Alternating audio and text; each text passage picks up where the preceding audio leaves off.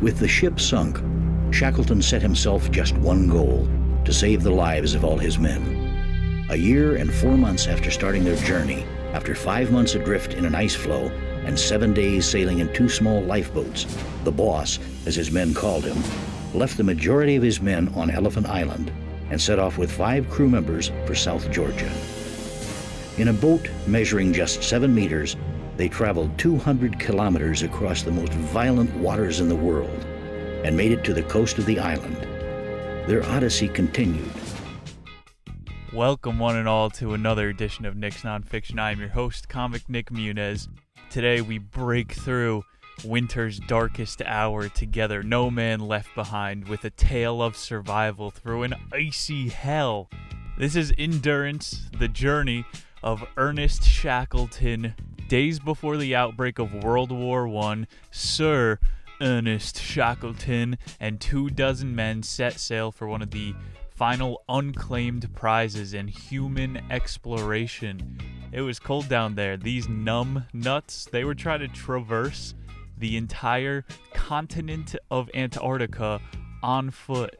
And sure, 2 years earlier, some Norwegian translucent snow monster, this guy went to the South Pole and claimed it for their country first, but Antarctica was still a mystery, and it is still quite a mystery to us today. I do like to do some independent research on the 2 giant islands that are underneath Antarctica's ice, because it's a continent, it's not all ice down there like North Pole. Santa's just praying that it doesn't get too hot up there. South Pole's got a lot of mysteries. You can't even go on Google Earth and look at it. We'll do the Admiral Byrd story, that book, one day in the future. This one is just a tale of survival. This is in the heroic age of men going around the world and putting their flag down, like that 3D rendered image of China doing it on the moon. This particular version of the book today is not the Lansing account, I believe is the most famous one. We saw all the pictures, the negative of the Endurance. The ship is super famous. This book is like a documentary written by Caroline Alexander. I would suggest it as a read. Luckily, I got it at a donation center. It's probably like a $70 coffee table book. This thing has pictures from Hurley, the original photographer on the journey. It is a once-in-a-millennia survival tale, dead in the middle of the winter here. We're getting you through it. Hope you guys listen to your mom. Bring your jacket. About the author, Caroline Alexander. She is a British author, a classicist, and a filmmaker. Also wrote the best-selling book, The Bounty. That one is about a 1787 Royal Navy expedition to the South Pacific, cataloging biology. This was in the time of Charles Darwin and the Discovery, his ship. They were just nabbing up animals from all around, dissecting at will. Same time period, heroic age.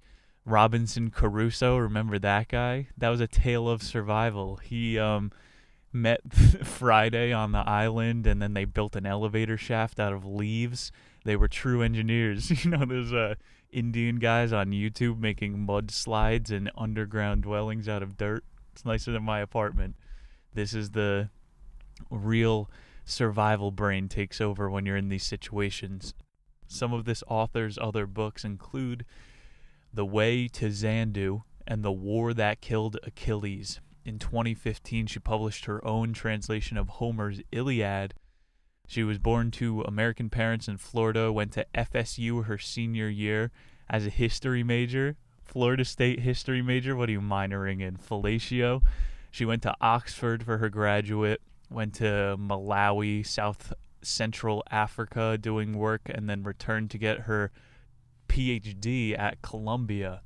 Her National Geographic magazine cover story was named The Invisible War on the Brain, praised for blast-induced trauma research, taking modern soldiers and seeing what made them broke, why they get the shell shock sweats in the middle of the night, like the poor Vietnam vets every 4th of July. They just wanted to have a barbecue, and now you're simulating the raid of Hanoi.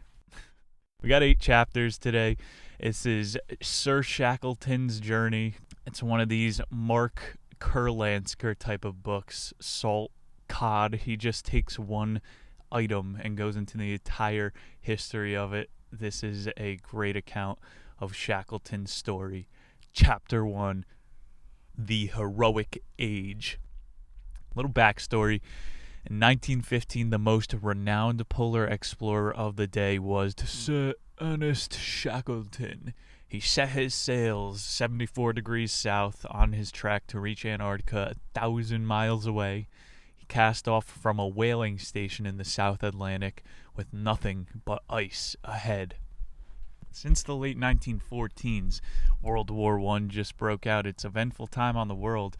The ship, the Endurance he was riding on, was just chauffeuring around these whaling stations in the South Atlantic. I heavily suggest if you're at work, your boss could pay for you to do some research on the Southern Hemisphere. It's opposite seasons. This is a different world. If we have any Aussie listeners, go do an experiment. Record how your toilet flushes the opposite way. Send it in. Scroll around the globe down there. There's all these mountainous islands, snow-capped mountains, seagulls making a tornado around. It's a crazy part of the world. This Endurance ship was just testing its luck, getting its endurance up down there in the Arctic Circle. The Endurance, the ship, actually had failed on that trans-Arctic journey previously. Sir Shackelton never made it to the South Pole. And this heroic age started in 1901 when the Discovery first set sail for Antarctica, and that was Darwin's ship. He made it to the continent of South Africa, and he just nabbed up a couple penguins, and they raced out of there before they ran out of rations. And it's always been a sprint. Once you are beyond the ice shelf, the clock is ticking. In 1903, one of the shipmen of the Discovery went back, Robert Scott, and he bought a dog sled down there for the first time, covering more ground. Even fully equipped, this is more ground. He only made it 1 mile per hour. On the dog sleds, remember that movie Snow Dogs? Those things could cook it.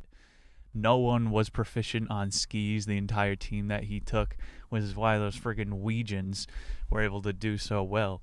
Scott was an ex-Navy officer, and he needed to test the ground before he was going to make his attack plan to get to the South Pole. Shackleton, our hero today, he was an ex-merchant marine. More of a do-as-you-please. He gave his men a lot of autonomy on the Endurance. 1903 to 04, Scott and Shackleton, they were taking turns making sprints to the South Pole, and they would up each other by 10 miles each time. None of them ever made it. 1908, Shackleton attempted an excursion with Manchurian ponies. He tried to head down there with horses. All of them froze to death. Remember seeing The Revenant, that movie, how Leo finally got an Oscar? He was left in the woods to die, and he cattle jumps a bunch of horses off a cliff, and then he slices their guts open and sleeps in the middle. Shackleton did this in his 08 failure, and he said he got blocked by the Beardmore Glacier, a really big ice wall down in South Antarctica. This thing is the size of a mountain, and it has no footholds. There's no way to get a switchback trail up to the top, and it's a plateau. This is like Mordor. It's some otherworldly landscapes down there. And he tried for 36 hours to find a way around, had to sleep in the pony for a second night, wasn't as warm. Can't bring those ponies back down there. Everyone was thinking maybe we try camels to get to the South Pole. Same thing, you would need some like cold-blooded raptor to ride through the snow. Remember Star Wars? They were riding those dinosaurs on that snow planet. We could probably train some emus to do that, or we need a reverse engineer a trilobite. These things have survived 9 mass extinction events. Those horseshoe crabs, they're terrifying. You flip them over, there's a million tiny legs trying to eat at your face. They're blue-blooded. Trilobites can't get diseases. They can't get a cold. They can't get an STD. We could ride those babies for miles. A lot of failures went into these attempts, and obviously mammals are going to be your best bet. They go with the snow dogs. These guys, they never made it. Ronald Amundsen was the name of the Norwegian that made it to the South Pole in 1910. roughly 360 miles from his base camp on the coast, so he chose the best attack plan to get down there as well. His team, better on the skis, better with the dogs, they live in the North Pole Circle. They probably knew how to ride reindeers down to the bottom. He goes, all right, then I'm just going to traverse all of Antarctica in one go. That other guy, Scott, who was an underling for Darwin, he made it by 1911 to the South Pole. Nobody believed him. He didn't take any pictures. His team was 5 of the best men he knew, and he tried to recreate it in 1913 because everyone was calling him out. Why didn't you take any pictures, bro? Pixar, it didn't happen. And they went in that 1913 one, 6 men, all of them died. So Amundsen made it. Scott is now dead trying to have made it. Shackleton, this is his polar journey. He's got to claim his prize. He raised 24,000 British pounds and combed through their entire school system to try to find the best dog sledders. Smart guys that could read the stars. Anybody who had a survival mentality. He posted in the Daily Chronicle. All of the pics in these books, absolutely, it looks better than you pull up your Snapchat filter app and it makes the world look animated. Somehow these black and white pictures look alive. The people looking into the guy had to hold up an actual light bulb when taking the camera. Shackleton, he's got to make the trek. This circles us, Arctic circles us back to the August of 1914. Shackleton's setting sail, whaling station 1,000 miles south. He's got to go. The Endurance is off. Chapter 2, South. They spent 2 weeks loading supplies in Madeira, Portugal. That's a tropic island in the mid-Atlantic. Portugal's got all kind of land down there. They won the pirate era. It's time to meet the crew. We've got Irving and Barr. These are 2 sailors who were ex-pirates. One of them had scars all over his face from having pots smashed on it by prostitutes for not paying up. And the other guy, Barr, had a cone-shaped head. Wasn't an alien. He took a sword to the cranium during a swashbuckling battle, and it healed over in a cone shape. Irving and Barr wind up doing most of the deck work, and they were complaining because the Endurance is painted all black. It's trying to absorb as much heat as possible, and so all the rope was black as well, so they're trying to hoist the masts all day, and it's rubbing onto their hands, then they touch their face, and these guys are doing blackface unintentionally. Irvin and Barr are just a couple comic relief characters. Lee was Shackleton's ski guy. He knows if he's going to make it to the bottom, he's got to be proficient in that segment. This homie could swab a deck better than anybody. Grytviken was one of the last islands they stopped in before the Arctic Circle. They're sailing along as they're meeting each other. It says South Atlantic, Georgia Islands, the Sandwich Islands are down there. Lord Sandwich, that guy discovered Hawaii. He stopped down here in all of these crazy waters. They said when they stopped in Grytviken, the water was tainted red from whale blood. Pretty creepy area. This is where King Kong, that was like Death Island, it took place in the South Atlantic. This is where the Indian Ocean meets the Pacific tides that meets the Atlantic, and then southern Arctic ice. It's a crazy ecosystem. Grytviken, all of these whaling stops they go to are tiny flourishing cities now, and a lot of the guys on board have been around long enough to see them turn into little settlements too, multi-generational places surviving off this whale blubber. After they departed from Georgia, one of the southernmost islands, they found a stowaway. William McNish was on board. This guy in the pictures, he only wears skins. Shackleton knew that the guy had a tough reputation. He smuggled on board. Shackleton's too lenient to maybe of a captain, and he's like, you know the rule about stowaways, right? Technically, on an expedition, bruv, if my men are suffering from starvation, we eat you first. A stowaway is considered wet goods. You're allowed to eat them in a time of need. McNish is on thin ice off the bat. With the stowaway, they now have 27 men, 69 dogs, 1 cat, Chippy, who the book is dedicated to. December 7th, they reached the outskirts of the pack ice, and they left October 26th, couple months at it, and they're finally at the ice-breaking phase, catching heavy westward winds from the Palmer Peninsula. That's the southernmost tip of America, and that comes up to the Antarctica tail. They almost touch each other. It's a straight where all the winds pass through. They're catching the worst of it. Batten down the hatches.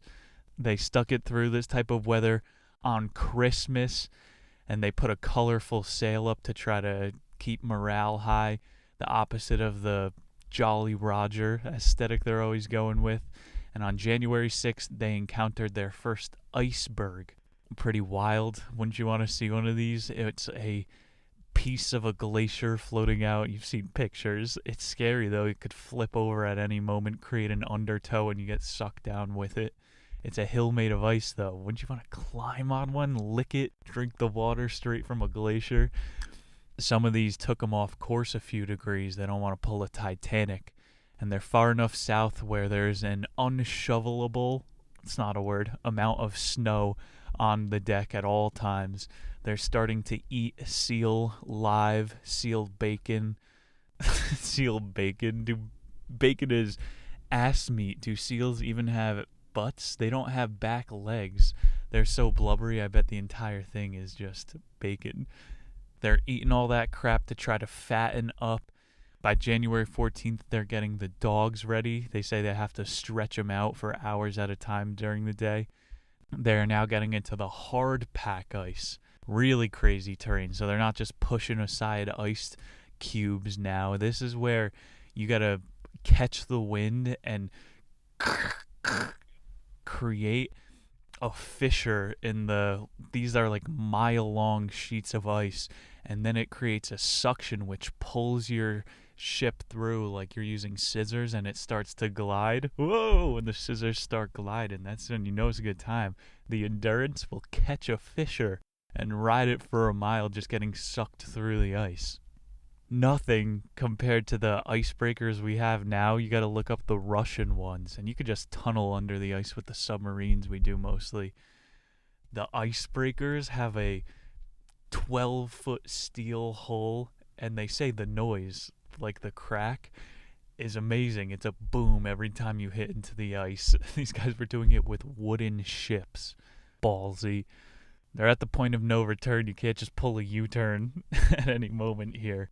They estimate they are 80 miles from Vachel Bay, where they're going to set the ship down for the winter. 60 days to catch the right wind. They make it. They are finally on Antarctica, some of the men's first time. They celebrate playing soccer on the southernmost continent. They carve out a 400-yard wading pool for the ship as to make sure it doesn't freeze. Brings us to Chapter 3, The Breakup. March started with an average -8 degrees Fahrenheit, and they only had 2 hammers on board to club as much seal meat as they could eat. It's getting into what is fall on the southern hemisphere in March, and the ice isn't supposed to change until October, their spring. People are settling into their bunks. They're making mountains of seal meat, just going out clubbing for fun. It looks like TGI Fridays on the boat. These guys have all their knickknacks. There's pictures of Shackleton's, the captain's little library. He has his typewriter. They move the dogs off of the boat into little kennels, and they build igloos for the dogs. There were so many. It's like a football field long. 10 by 10, a doghouse everywhere that they would call dog-loos. The reason they're going hard with all the seals at the club is they have to provide enough meat for all those dogs, too. His dogs aren't eating cricket meat. Hurley, the photographer, he would take all these late-night sled rides and bring pictures back of the way the moonlight would reflect off the snow. It looks like a perfect mirror image. Shackleton and Hurley, they would play late-night chess, sing together to the moon. They had some Caruso and Friday butt buddy vibes. What's the old Navy warning? Ship set sails 100 men and returns 50 couples. Shackelton, his diary is full of notes. He doesn't believe in unnecessary discipline to his men. There was no threat of mutiny down there. No real breakup, as the name of the chapter, between the crew. The diary said that he judged a man by the degree of optimism that he projected. He didn't want to travel around with a doomer. You're going to be in a survival situation. Somebody who's truly pessimistic isn't going to be good for morale. Robert Clark was one of the crewmen that Shackelton would have avoided. He was a good football player, but he had a odd proclivity to dissecting penguins. There's a picture of him in the book, and he had one penguin under each arm like a couple footballs, and they say he would cook them after, so maybe he's not total crazy. Majority of the sailors, they're just waiting for winter to pass so that they could set sail as it gets thinner ice again and breach further into the continent. And the majority of the sailors, they just sleep their time away, try to add to the frozen food piles, go ice fishing. They had cans of Heinz spaghetti, which was the most dense calorie item that they were leaving on the don't eat list. They didn't have MREs back then, 4,000 calorie packets. The highest food was ketchup noodles, Heinz. British people, they love their Heinz. That's their Prego. What a sauce boss over here in America. In mid-July, more ice was growing around the base of the ship. That 400-yard wading pool wasn't enough, and there's nothing you could do at that point. Winter is relentless. They're not going to be able to chip away faster. Shackelton wrote in his book, "What the ice gets, the ice keeps." They mostly make it through the winter. August, it's coming to an end, and these ice flowers form as it starts to melt again. They're these little sea flowers that look like carnations, and they go everywhere. You got to look up pictures. I'll add it on the YouTube video. The crew now has 73 dogs. Sally and Samson celebrated spring with 4 puppies, and the crew is as briny as the ship. They're salty. There's this warmer wind that's coming in, and it just cakes on the side of the ship. It's in bad condition. Days were on average negative 27 degrees. It's a slow motion train wreck as the ice is melting. Not exactly how they wanted it to happen. The ship is starting to keel over, and day by day it is 1 degree off, 2 degrees off, 3 degrees off, kind of like an allegory for a bad journey with no destination. Like the icebergs, if you turn the ship 1 degree, you're going to be at a different destination in a while. After a month, the ship is on a 30-degree angle. It's on the cover of the book. October 24th comes around, and the pressure finally broke. The ship didn't level off. The frozen wooden beams started to crack. They said it sounded like a pistol exploding. They still probably had those capped guns with the musket balls. Pa! And then the ship starts flooding with water. 24/7, they break out the pumps, have men trying to salvage it. The Endurance was losing life. They couldn't patch the hole. As days proceed, further and further, the ship gets into the ice. Shackelton wrote to a sailor, "A ship is more than his floating home." The ship was losing her sentience. Chapter 4, Patience Camp. The boys started 350 miles from the nearest land, and they're saying, well, we can't sail home. Why would we try to make it all the way across Antarctica right now? We are fighting for our lives. It's like the moment when you realize, yeah, you did lose your wallet, or you see a car speeding and you're like, that motherfucker's about to get into an accidente, and then it happens. It's just that gross, I don't know, fear takes over. It's not a good feeling. These guys know now. The gauge has switched. The fun times are over. They're pitching their tents out on the ice. They have no ship to sleep on, no TGI Fridays to celebrate in anymore. They only had enough sleeping bags for half the men. The ground sheets weren't waterproof, so they're just getting wet. A lot of them, they said, had wool clothes back then, though, which is the OG dry wicking material. upper-class sailors were permitted to drink milk as a tradition. Shackleton, he, again, wasn't a disciplinarian. He would give everybody a ration of milk to try to keep spirits up. He wants no pessimists. The banjo guy stopped playing. He was complaining his fingers were growing numb, so Shackleton learned some basic chords, and he started singing old hymnals that he remembered. Early November, Shackleton said that they're going to have to send out a pioneering party to Robertson Island, 400 miles of melting ice away. They're not going to try to sail it. And he gives the forward operating party all of their valuables. These guys had nothing. Take my silverware. And they shoot the 4 puppies. It's just going to be dead weight along the journey. 4 more mouths to feed.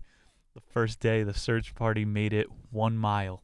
It was particularly warm, which made the snow sticky. And they're thinking, all right, we'll try again tomorrow. Doesn't work. Try again the next day. They are only 3 miles away. One guy goes for a walk one day, and he's like, this is the pioneering team, right? You're not going to, what happened? This is not going to be an option. Shackleton calls them back. They have all 27 men at Patience Camp. And Shackleton is going, all right, for a week, we're going to sit it out, and hopefully someone will come by. Everyone's like, what? They get in a routine. They're having breakfast, 8:30 every day, a bannock, which is this little ball of baked dough stuffed with fried seal. They're still revving up the fryers, even though they're about to die. That sounds like a really good meal. I would eat a bannock.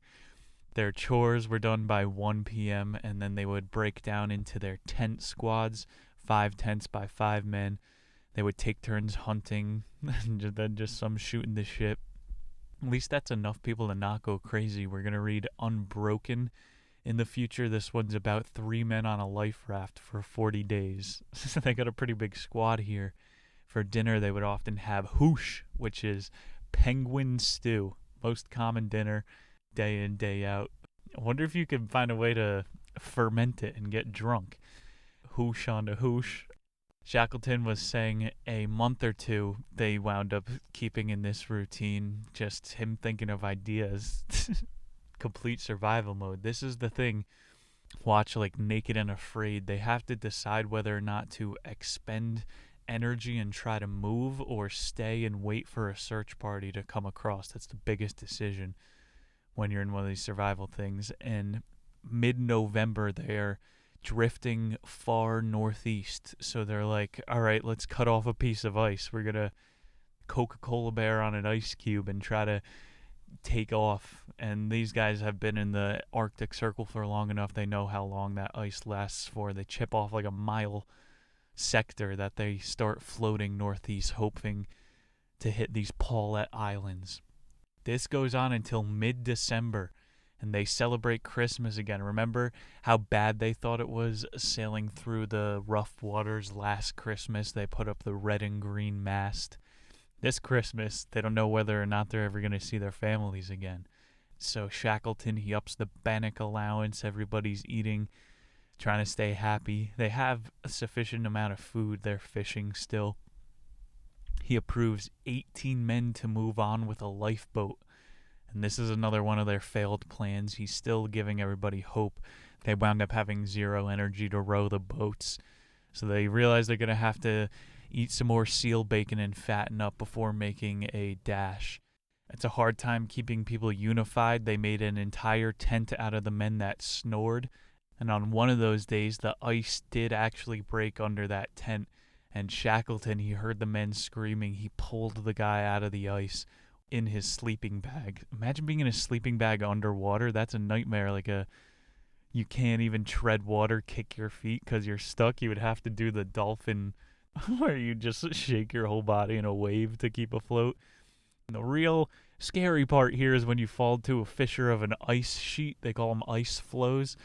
Those things slam back together. So you might get unlucky and dive under and it never opens back up for you to surface. Or you get smashed in between the ice, and Shackleton pulls him up within a cunt hair. He's able to save the guy. April 7th, he's like, we're going to have to make a go for Elephant Island before more people start falling through the cracks. April 9th, they eat seal and penguin steaks, some seagull liver, a hearty meal before loading onto the lifeboats. Men were trapped on the ice there for 15 months. Their ordeal has only just begun. Chapter 5, Into the Boats. The men, they hopped on a small 100 by 200 meter ice floe that was drifting towards shore. And so when the night comes, they're going to ice pick onto this little square of ice. And Shackelton wrote, at midnight, there was a feeling of unease as men started to hear the ice crack underneath them. It took 2 hours to get over the shoreside swells, and the men, they kept digging, paddling to shore, and 6 hours they went without making any progress. So they're kind of up to the will of the waves. Few days goes by like this. Nobody's getting good sleep on the boats. Shackleton's diary wrote, well, at least we could tell some men are by the amount of snoring that is still happening. In the morning, a lot of the guys' mouths would be swollen shut from that icy wind. They start getting icicles growing out of their nostrils, and it would hurt to break, they would say, so they would just let them grow. There are pictures of guys, it looks like a cartoon, 2 long-ass icicles growing out of their nose. They said one guy's eyes iced shut. I haven't seen Game of Thrones, but who's that guy's, the character whose mouth looks like a butthole? They said the corners of their mouths were crusty. You want to be an adventurer? This is one of the prices to pay. These guys start throwing their aluminum steel cooking pans over the side of the ship to make it lighter, to paddle less weight.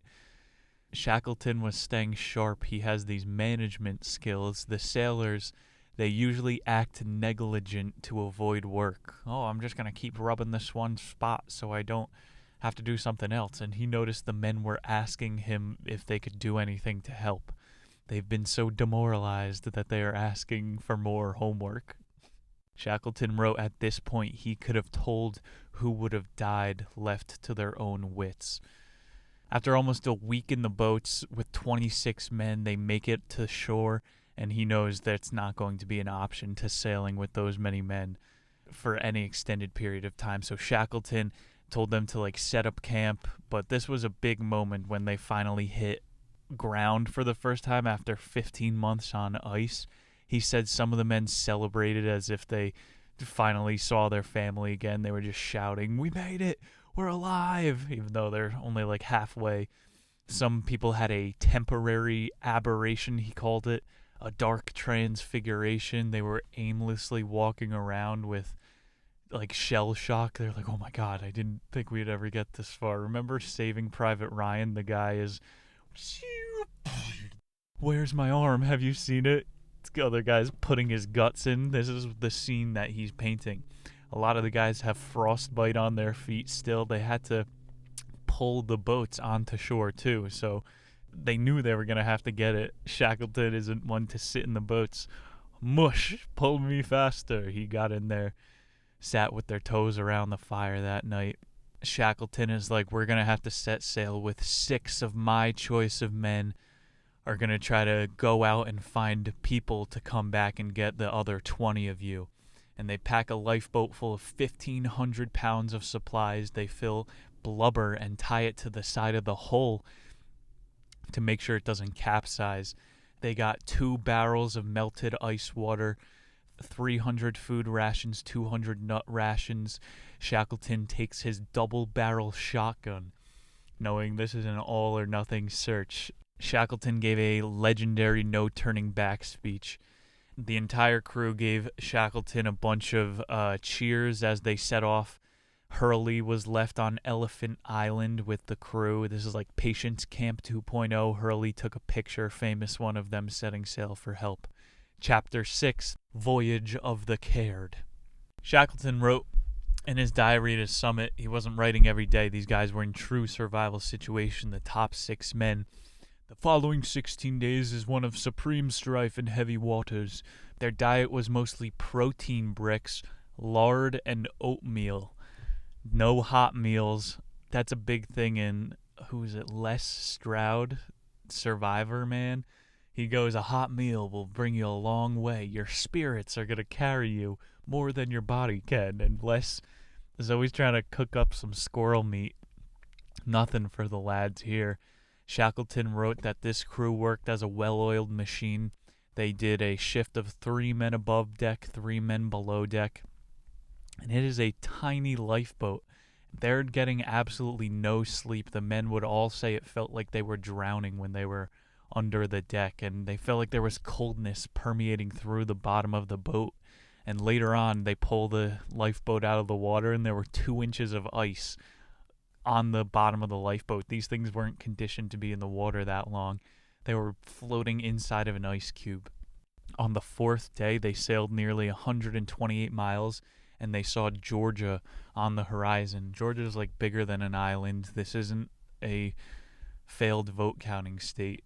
This place is crazy. You have to see the pictures of it. Again, on the YouTube, it's giant islandous islands, snow-capped mountains, elephant seals, those ones with the scrotums on their mouth. Or. Gotta do the noise.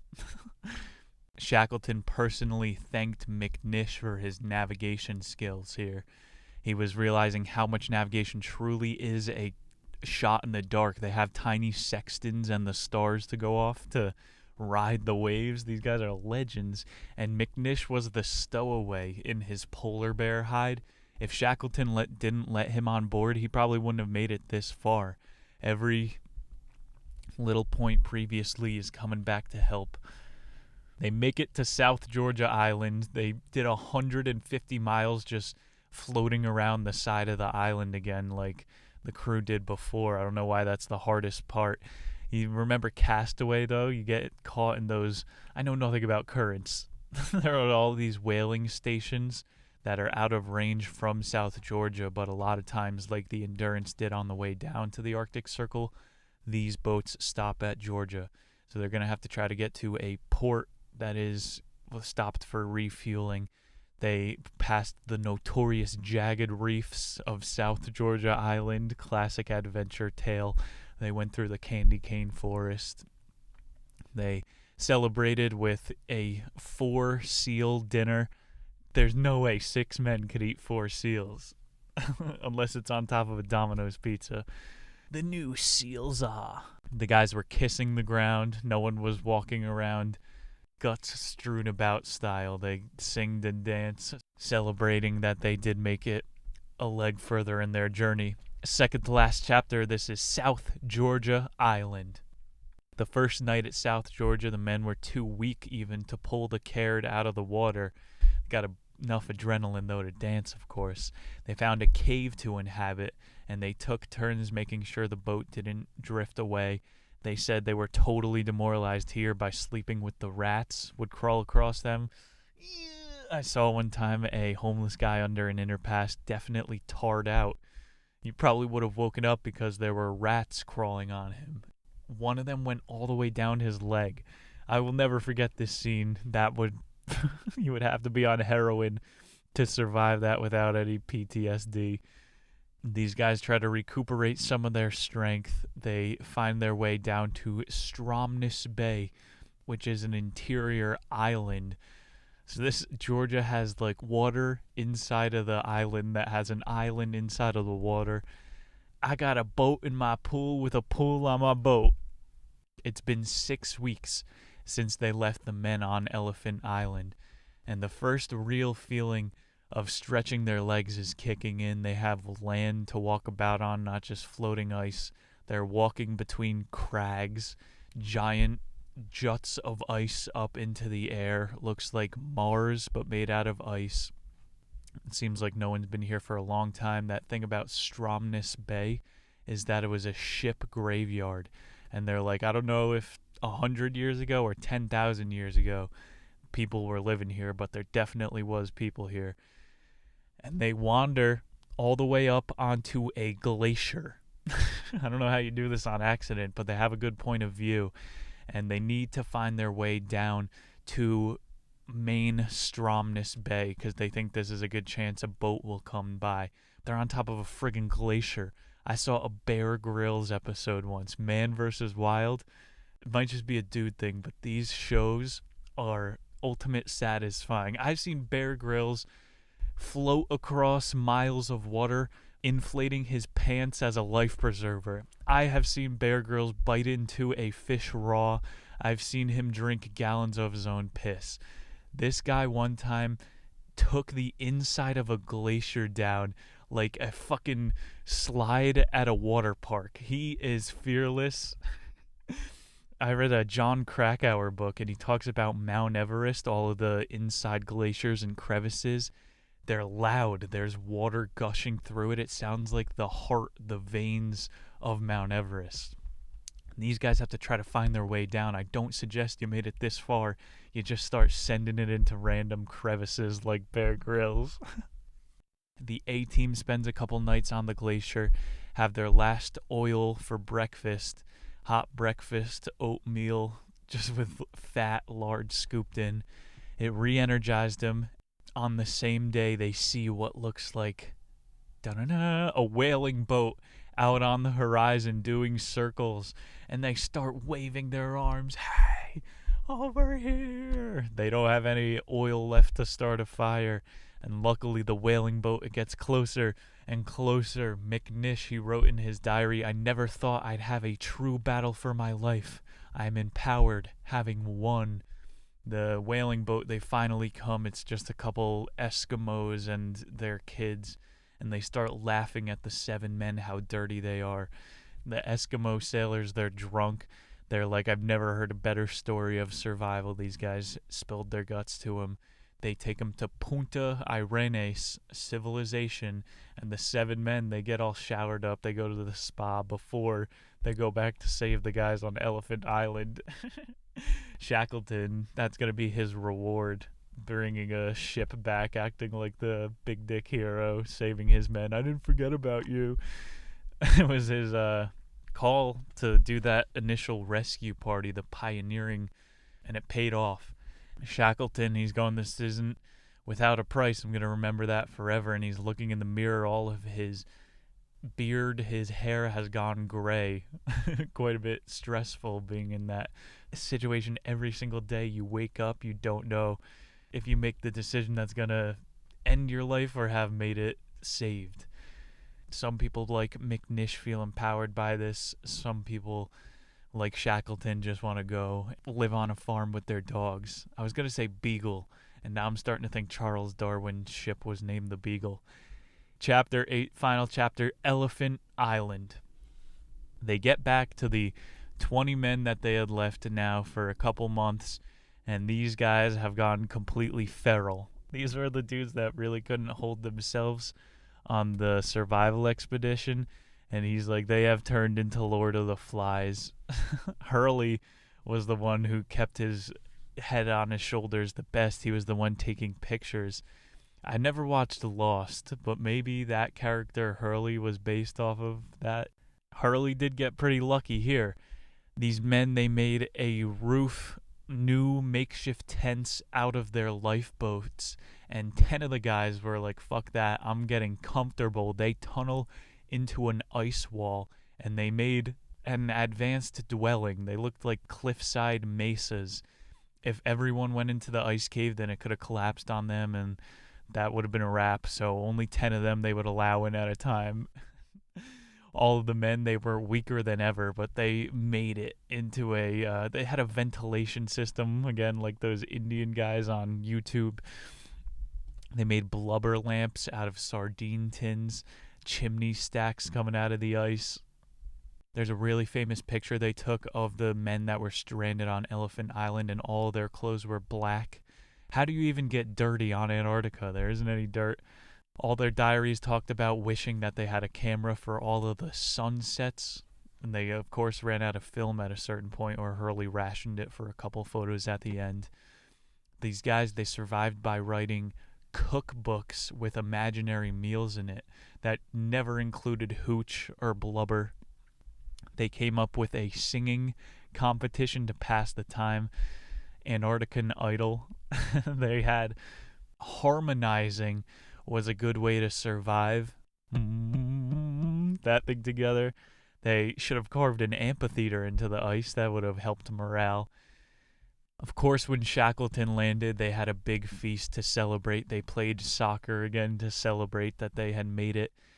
Shackelton wrote very poorly of their dwelling. He went into the ice cave and was like, there was a sump hole that they had accumulated 80 gallons of urine in. Bear Grylls' mouth waters. And he said they were pooping into the sump hole too, which is quite satisfying if I do say so myself. Sir Ernest Poopington. If you poop onto ice, it would melt the ice. These guys were just experimenting, trying to pass the time. He couldn't tell the difference in the smell because he said their sleeping bags were covered in guano. Bats from the local caves flew into their ice cave too and pooped on them in their sleep. They just got as demoralized as Batman sleeping with the bats. The bigger rescue ship was a few weeks behind, so they celebrate with Shackelton for quite a while.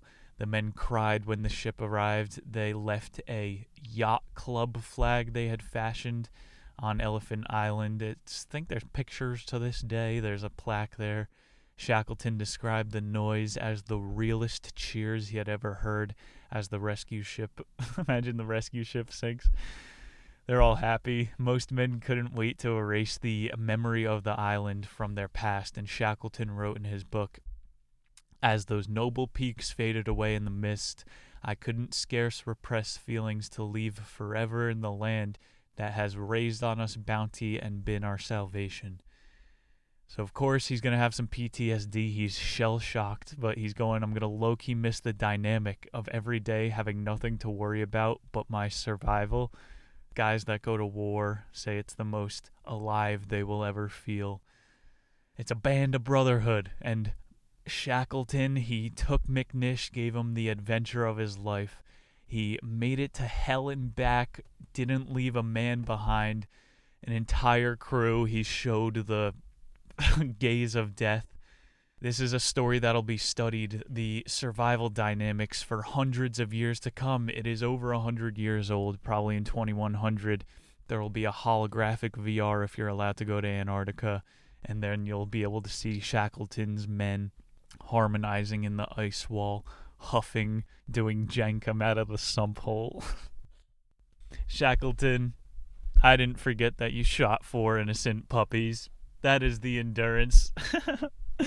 Thank you, Caroline Alexander, for presenting that book. A story of survival is going to kick off some of our ones for the future, and it has gotten us a week further through the cold, dark winter. Next week, we are coming up on Valentine's Day, so I figured we'd do a little foreplay. We have got more sex is safer sex. This economist, he is taking a really big swing. He's trying to numerically prove how birth control has destroyed herd immunity. And I know this is a touchy topic. Hopefully I don't get flagged for using that phrase. But the definition for this has changed within the past year. He's talking about sexual selection, and it has never been this picky before. With our dating apps, you have a million choices in your pocket, but you wind up going with nobody. He says it's leading to less genetic crossover. As a species that thrives on diversity, we have become more chaste, even though the media will let you believe that we're the most diverse and inclusive of any situation ever.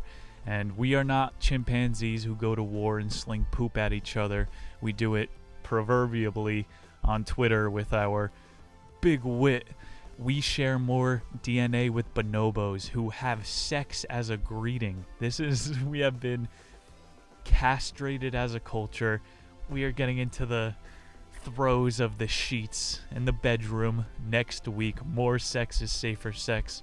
I want to thank Caroline Alexander again for endurance. It has been a fun time. I will see you guys next week. My name is Nick Muniz. Later.